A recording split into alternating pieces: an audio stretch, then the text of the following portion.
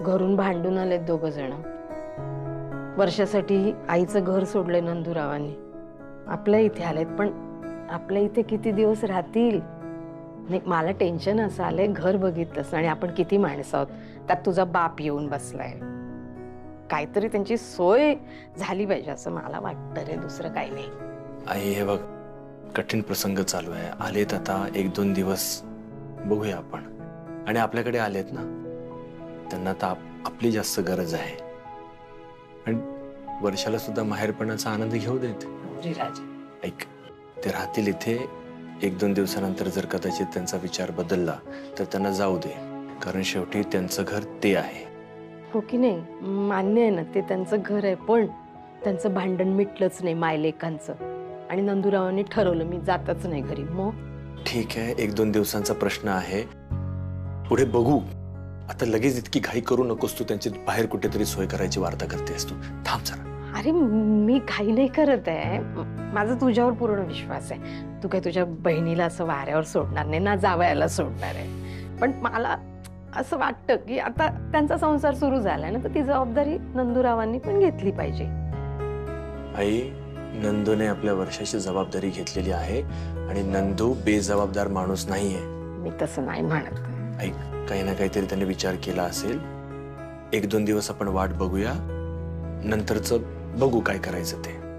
तुर्तास हा विचार करू नकोस. नाही, मला डोक्यात आलं. आई, जेवण तयार आहे, या जेवायला. हो अगं, आलो. भूक लागली मला, मी जाते. तू पण ये.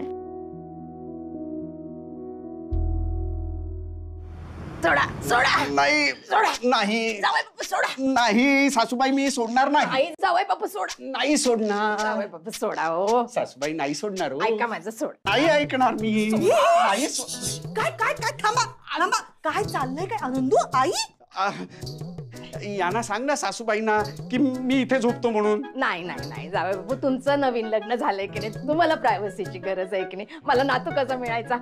तुम्ही दोघ जण माझ्या बेडरूम मध्ये झोपा, मी इथे झोपते. नाही, बरोबर आहे सुलक्षणा तुझं. तू असं इथं वर झोप, मी इथे असं खाली झोपतो. मला फक्त उशी हवी. चालेल चालेल. आनंदी, उशी आण ग. ती मी आणतो, पण मी इथे खाली झोपतो. नाही, मी सांगितलं ना जावई बापू, माझ्या बेडरूम मध्ये झोपा. नाही ना, मग मी काय म्हणतो, वर्षा आपण चिंगीच्या रूम मध्ये झोपूया. चल. घे बाय माझ्या. नाही हो नंदू दादा, तुम्ही दोघं आमच्या खोलीत झोपा, आम्ही झोपू चिंगीच्या खोलीत. नाही नाही, त्याची काही एक गरज नाहीये. वर्षा आणि मी दोघंही हॉलमध्ये झोपतो. नाही नाही, त्यापेक्षा मी असं करतो, मी पाटकरांकडेच जातो. बाबा, अहो आम्ही आलो म्हणून तुम्हाला जायची गरज नाहीये काकांकडे. अगं तसं नाही ग, मागच्या वेळेला सुद्धा मी गेलो होतो त्यांच्याकडे, आणि तसाही आमचा पत्त्यांचा डाव अर्धवटच राहिलाय. तो आज पूर्ण करून टाकतो. आणि राघव, आनंदी आहेत की तुमची काळजी घ्यायला. कशाला हे काळजी करता? बिंदास बिंदास राहा. अहो बाबा, ऐका ना. अगं मी गेलो. अरे काय हे ना, थांबा थांबा. हे हे काय काय चाललंय तुमचं? हा, तुम्ही सगळेजण मला ही अशी स्पेशल ट्रीटमेंट का देताय? पाहुणी आहे मी या घरची. पाहुणी आहे का? नाही नाही ना. मग काय चाललंय? एक मिनिट, मला सांग, तुला खाली झोपल्यावर परत उठता येणार आहे? नाही ग. नाही ना. आणि खाली झोपलीस की पाठ धरेल की नाही तुझी? खूप धरते अगं. हो ना. मग चला निघा, स्वतःच्या खोलीत निघा झोपायला. अगं पण निघ निघ. काय खाली ठेवा. बाई, काहीतरी करते. निघ आई, निघ. हा दुखायला लागले आता पाया बरोबर. जा. काय नाही. नंदू, वर्षा, तुम्ही आमच्या खोलीत जाऊन झोपा. काही गरज नाहीये दादा. हे बघ, आनंदीला जेमतेम 5-6 तासाची झोप मिळते, तिला ती तरी शांत मिळू दे ना दादा. हा, आणि मला सांग, तुम्ही चिंगीच्या खोलीत कसं काय झोपणार? एवढीशी खोली आहे ती. अहो खाली गादी टाकून झोपू ना. अजिबात ऍडजस्ट होणार नाही. तुम्ही जा, तुमच्या खोलीत जा. जा. बर ठीक आहे, पण तुमची अंथरुण? हा, मी नवीन आहे ना या घरात, मला काहीच माहित नाही घरातलं. मी बघते, माझं माझं घेते मी. जा जा. ठीक आहे. Good night. Good night. जा, निघ आनंदी. याचं काय करायचं ते मला अजून समजत नाही. उचला. हा, एवढं काही जड नाही. वर्षते, तुझं काय? पाणी आत नेऊन ठेवायचं. पाणी मीच आणणार. तुमच्यासाठी. आत नेऊन ठेव. गो. Good night. काय हिंगू काय? उचला आणि बाजूला ठेवा.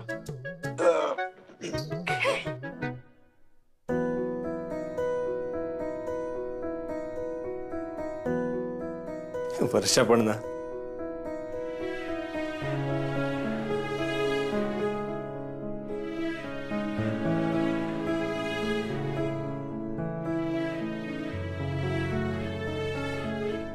आनंदी,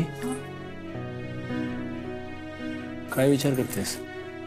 अगं नंदू आणि वर्षा ते झोपतील बाहेर, त्यांना घर काय नवीन नाही आपलं. नाही नाही, तो विचार नाही करत आहे मी. काय मग?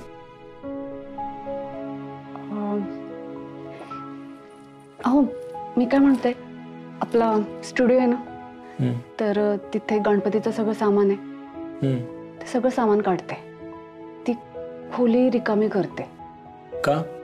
बघा ना, आता तुम्ही नोकरी सोडली, वर्षातही नंदूदादा असं अचानक आपल्या घरी आले, खर्च वाढणारच ना.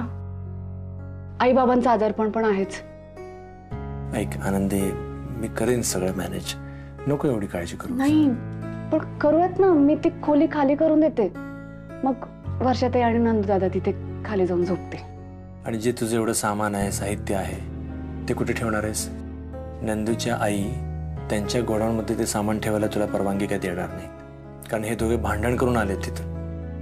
बरं, आणि तुलाही तुझी कामं आहेत, त्या मूर्त्या सगळ्या बनवून देणं गरजेचं आहे वेळेत. ते सगळं कसं करणार आहे? आणि ऐक, ती खोली ना, म्हणजे स्टुडिओ अशा स्थितीत नाहीये की हे दोघे तिथे राहतील. नाही नाही, दिवसभर ते आपल्या सोबतच राहतील, फक्त खाली झोपायला जातील, म्हणजे त्यांना त्यांचा वेळ मिळेल ना. आणि हे बघा, आता पुन्हा ते घर शोधणं आलं म्हणजे खर्च आलाच ना. आपल्या आयुष्यात एवढं काही घडतंय, तर मला असं वाटतं आपण खर्च कमी करायला हवा. नंदू, आपण घर सोडून आलोय खरे, पण परत जायचं कधी? जोवर माझी ताई तिच्या घरी परत जात नाही आणि माझी आई तुझ्याशी नीट वागत नाही, तोवर नाही. म्हणजे कधी जाऊ सांगता येत नाही. आणि नाही जाता आलं तरी काही हरकत नाही, आपण वेगळे राहू. हो, पण नंदू, ह्या वेळेला दादावर आपला लोड नको. म्हणजे आपण ना, आपल्याला परवडेल त्या घरात राहू. त्याने आधीच लग्नासाठी खूप खर्च केलाय, आता उगाच आपलं ओझं नको त्याच्यावर. हो वर्षा, आपल्यामुळे दादांना कुठलाही त्रास होणार नाही. तुम्हाला काय वाटतंय, ते त्यांच्या घरी जातील परत? नाही म्हणजे त्यांचे वाद मिटतील का? हो आनंदी, त्यांनी निर्णय घेतलाय, घर सोडून आलेत ते. समजा नंतर त्यांनी असा निर्णय घेतला की घरी परत जायचं, तर तो त्यांचा निर्णय असेल. आणि जर वेगळंच राहायचं या निर्णयावर जर ते ठाम राहिले, तर काहीतरी त्यांच्यासाठी व्यवस्था करावी लागणारच आहे. त्यांचा निर्णय त्यांना घेऊ देत. आणि मला असं वाटतं की नंदूने निर्णय घेतलेला आहे. नंदू, तुला नक्की आईंकडे जायचं नाहीये? नाही जाणार. नंदूने घेतलेला निर्णय नाही बदलणार तो. हो, नाहीच बदलणार आहे मी निर्णय. वर्षा, आता आपण आपला संसार थाटू. अरे, हा खूप मोठा निर्णय आहे. म्हणजे आपल्याला नवीन घर घ्यावं लागेल. नाही म्हणजे आपण भाड्याने जरी राहिलो तरी संसार हा आहेच. नवीन वस्तू विकत घ्याव्या लागतील, खूप गोष्टी आहेत नंदू. वर्षा, तू आहेस ना माझ्यासोबत, मग मला भीती कसली? वर्षा, आपण करू आपला संसार उभा. तुझा विश्वास आहे ना माझ्यावर?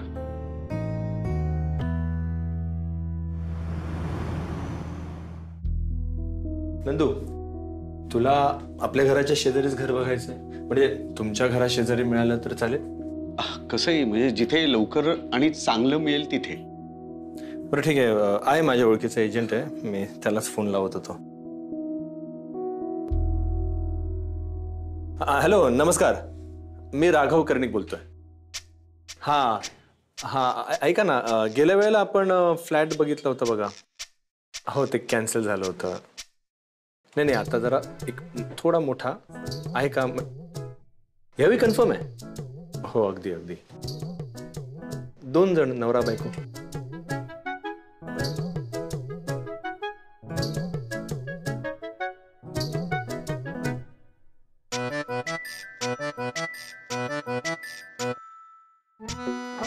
ऐका ना, मोबाईल कसा आहे तुमचा? कसं आहे म्हणजे? म्हणजे सिरियल लागतात का त्याच्यावर? आता घरामध्ये टीव्ही असताना मोबाईलवरती कशाला बघायचे सिरियल? तुम्हाला काय करायचंय? मला द्या, मी बघते. मला नाही बघायचंय टीव्ही. घ्या. मोबाईलवर बरं पडतं ना. बसू का? हो हो बसा. लॉक उघडून द्या ना. बरं, पोचतो जाऊ मी. हा, हो हो. ऐका ना, आता नाश्ता केलाय तुम्ही दोघांनी, पण तरी भूक लागली तर काही बांधून देऊ का डब्यात? आनंदी, भूक लागली तर आम्ही बाहेर काहीतरी खाऊ. दादा ही पाण्याची बाटली. नंदू हे ठेव. तहान लागेल ना, तुम्ही एवढं बाहेर फिरणार. आम्ही बाहेर जाणार आहोत तर तिथेच घेऊ ना पाणी. नाही नाही जावई बापू, असं नाही. पाणी घ्या, पाणी असावं सोबत. नाही नाही पण बरं बरं, एक नंदू, एजंटशी माझं बोलणं झालं. मी काय म्हणतो, आता बघा म्हणजे घर भाड्याने घ्यायचं म्हटल्यानंतर घर भाडं आलं, डिपॉझिट, बरं घरामध्ये काही सामान विकत घ्यावं लागेल, तर याच्यासाठी नाही म्हटलं तर 1 लाखभर खर्च आहे. तर तुम्ही पुन्हा एकदा विचार करावा असं मला वाटतं. आणि मला असंही वाटत होतं की तुम्ही एकदा तुमच्या आईशी बोलायला हवं. नाही, त्याची गरज नाही. लाखभरच लागणार आहेत ना. ठीक आहे ना, माझ्याकडे 20 लाख आहेत सेव्ह केलेले. काय जावई बाबू, 20 लाख? हा 20 लाख म्हणजे आता गेली 20 वर्ष मी काम करतोय ना, मग तेवढे जमलेत माझ्याकडे. आणि तसंही वर्षा माझ्या आयुष्यात येण्याच्या अगोदर मला तसा फारसा खर्च नव्हता. म्हणजे कुठेही जायचं असेल तर रिक्षा सुद्धा करायचो नाही मी. अगदी पाणीपुरी खाताना सुद्धा 50 वेळा विचार करायचो. नाही म्हणून नाही, अगदी म्हणजे असं ठरवून सेव्ह नाही, पण झालेत सेव्ह. पण खरं आहे, मानलं पाहिजे. मुलं तर या वयामध्ये फक्त खर्चच करतात, वायफळ खर्च करतील, काय उधळपट्टी करतील, पण तू मात्र त्या वयात सेव्हिंग केलीस. खरंय. नंदू इकडे या. नंदू, अरे तू किती विचार केलायस. मी पण कधी विचार केला नव्हता की आपण सेव्हिंग करायला पाहिजे. एवढं मोठं आयुष्य आहे, अडचणीला उपयोगी येईल. हे बघ, मी तुझ्या सोबत आहे ना, अजिबात कुठलीही काळजी करू नकोस. काय एजंट आपली वाट बघत असेल ना, तर निघायला पाहिजे आपल्याला. हो येऊ. जाऊन ये. येऊ. चला.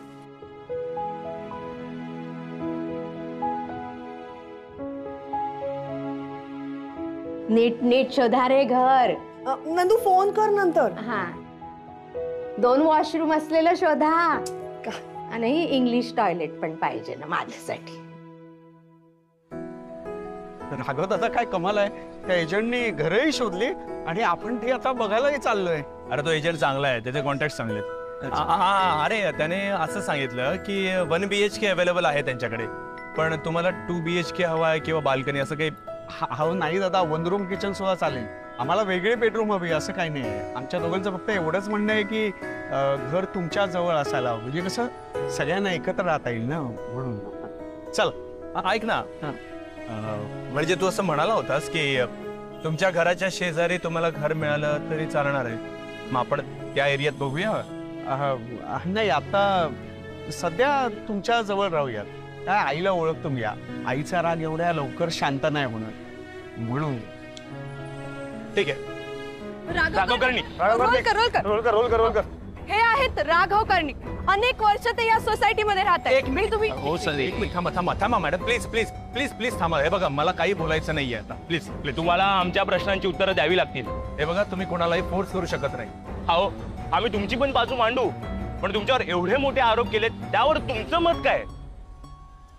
नको प्लीज, मला नाही बोलायचं याविषयी. प्लीज नको. तुम्ही खरंच त्या मुलीवरती जबरदस्ती केली का? अहो काही काय बोलता, बंद करा ना कॅमेरा, बंद करा. मॅडम खाली करा ना. अहो मॅडम कॅमेरा प्लीज खाली करा. ती बाई आहे ना, खोटं बोलते. आमच्या दादांवरती खोटे आरोप केले त्या बाईने. नंदू शांत. नाही बोलू दे त्यांना. तुम्ही तुमचं मत मांडू शकता.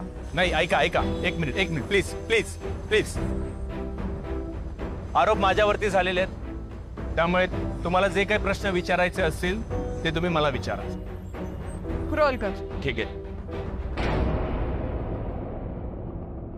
अहो कोलते, हे राघवचं प्रकरण आहे ना, जोपर्यंत मोबाईलवर होतो तोपर्यंत ठीक होतो, पण आता सोसायटीच्या आवारात आले. अहो तुम्ही बघितलं ना, राघवला पत्रकारांनी कसं घेरून घेतलंय. नाही नाही, अहो मी तुम्हाला काय म्हणतो, अहो पत्रकारांनी जर न्यूज केली की नवजीवन सोसायटीमध्ये राहणारा राघव कर्णिक, आपल्या सोसायटीची किती बदनामी होईल. अहो थांबा ना, हे सगळं चालणार नाही. आपलं नाव खराब होईल, सोसायटीचं नाव खराब होईल. तुम्ही काहीतरी बोला. एक काम कर, तू बोल, मी जातो. चालेल. हो नाही नाही नाही नाही, काय चाललंय मग तुझं? बोलायला चालूय ना आपण, इथं बोलायला आलोय ना. हा तुम्ही बोला, खडसावून बोला. इथे शांतपणे उभा राहा, मी बोलतो. कर्णिक, कर्णिक, बाहेर या. हे पाय माझे, अहो किती तो आवाज. काय काही काम आहे का तुमचं? हे नाहीये घरी. अहो कशा असतील घरी? अहो खाली प्रश्नांची उत्तरं देत आहेत तुमचे हे. आपल्या कृत्याची सफाई देत आहेत तुमचे हे. काय बोलताय तुम्ही? आम्हाला खरंच काही कळत नाहीये. वा, आता आम्हालाच प्रश्न विचारा.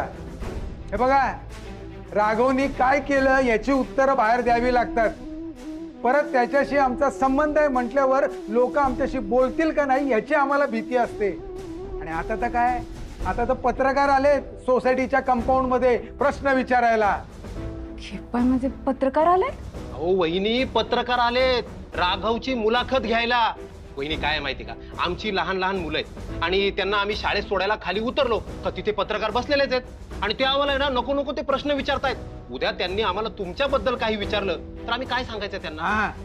आम्हाला नव्हतं माहिती पत्रकार आलेत खाली. सोसायटीत एवढं रामायण चाललंय आणि तुम्हाला काही माहित नाही? अरे कमाल आहे यांची. पत्रकार आलेत खाली, पत्रकार. एवढा मोठा आरोप तुमच्या कलिगने तुमच्यावर केलाय, त्यावर हे बघा, त्या बाई संपूर्ण खोटं बोलत आहेत. मिस्टर कर्णिक, कोणतीही बाई उगाच असे आरोप का करेल? तुमचे आणि त्यांचे काही वाद होते का? या मिस योजना या आमच्या ऑफिसमध्ये गेल्या महिन्यातच जॉईन झालेल्या आहेत. माझी आणि त्यांची काही फारशी ओळख कधीच नव्हती आणि आमच्यात कधी कुठलाच वाद नव्हता. नाहीये. मग तरी त्यांनी तुमच्यावर एवढे गंभीर आरोप का केले? कामासंदर्भात काही गोष्टी पटत नव्हत्या का?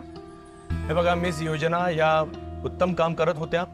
माझी त्यांच्याबद्दल काहीच तक्रार नव्हती आणि त्यांनाही माझ्याबद्दल काही तक्रार होती असं त्यांनी कधीच बोलून दाखवलेलं नव्हतं. बाकी आता ते हे आरोप का करत आहेत मला स्वतःलाच माहित नाही. त्या म्हणतात तुम्ही त्यांचे सिनियर आहात, तर त्या तुमच्या विरुद्ध तक्रार कशा करतील ना?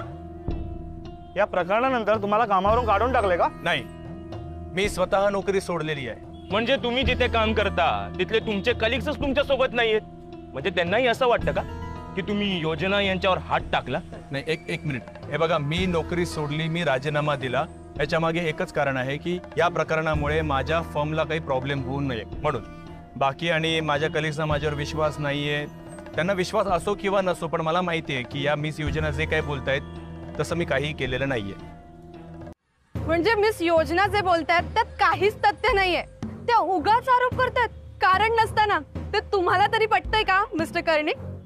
हे बघा, त्यांनी केलेल्या आरोपामागे काहीच कारण नाही असं मी अजिबात म्हणत नाही, पण ते कारण काय आहे हे मला स्वतःला माहित नाहीये. आणि मिस योजना ह्यांचं जे काही स्टेटमेंट आहे ते स्टेटमेंट अगदी तुम्ही ठामपणे सर्व लोकांपर्यंत मांडत आहात, जे की चुकीचं असू शकतं आणि ते चुकीचंच आहे. बरं, मी तुम्हाला विचारतो, मला सांगा, तुमच्याकडे असा काही ठोस पुरावा आहे का हे सिद्ध करणारा की मीच गुन्हेगार आहे? हे बघा मिस्टर कर्णिक, तुम्ही वकील आहात म्हणून अशी कायद्याची भाषा वापरून उत्तरं टाळू नाही शकत. मी उत्तर टाळत नाहीये, मला फक्त तुम्हाला ही आठवण करून द्यायची की तुम्ही पत्रकार आहात. तुम्ही दोन्ही बाजू समजून घेणं गरजेचं आहे. तुम्ही एकच बाजू समजून घेतलेली आहे. मिस योजना जे काही बोललेले आहेत ते तुम्ही खरं मानलेलं आहे आणि आता ते लोकांना तुम्ही दाखवत आहात. पण माझी बाजू काय आहे हे कधी कोणी समजून घेण्याचा प्रयत्न केलेला आहे का? अहो, मी माझी बाजू आतापर्यंत मांडलेली नाहीये, पण गरज पडल्यानंतर मी माझी बाजू नक्कीच मांडेन.